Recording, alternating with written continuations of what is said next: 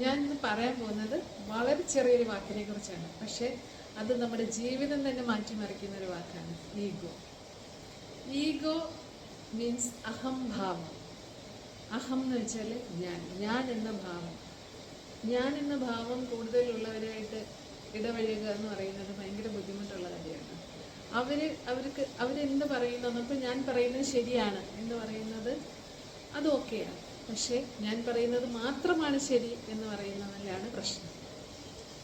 അത് നമ്മുടെ ബന്ധങ്ങളെ തന്നെ തകർക്കുകയുള്ളൂ. ഈ ഈഗോ ഉള്ളവരെ അവരുടെ എല്ലാ ബന്ധങ്ങളിലും അവർ ബാധിച്ച് ജയിക്കാൻ ശ്രമിച്ചുകൊണ്ടേയിരിക്കും. അപ്പോൾ അങ്ങനെ ഈഗോ ഉള്ളവർ എന്താ ചെയ്യേണ്ടത്? അവരൊരു സോറി പറഞ്ഞാൽ തീരുന്ന പ്രശ്നമേ ഉള്ളൂ എല്ലാം. അപ്പോൾ അവർക്ക് ഈഗോ കാരണം അവർ ചെയ്യുന്നത് തെറ്റാണെങ്കിലും അത് അഡ്മിറ്റ് ചെയ്ത് തരത്തില്ല. അവർ ചെയ്യുന്ന കാര്യങ്ങൾ മാത്രമാണ് ശരി എന്ന വാദത്തിൽ ഉറച്ചു നിൽക്കും. പിന്നെ അവർ ഒരു സോറി പോലും പറയാൻ തയ്യാറാവാതെ അവരവരുടെ സ്റ്റാൻഡിൽ തന്നെ തുടർന്നുകൊണ്ടിരിക്കും.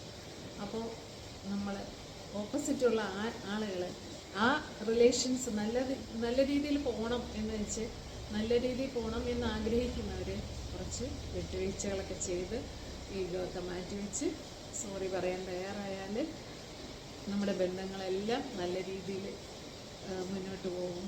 അപ്പോൾ ആരും ഈഗോ അടിക്കാതെ നല്ല ഹെൽത്തി റിലേഷൻസ് കൊണ്ടുപോകാൻ ശ്രദ്ധിക്കുക.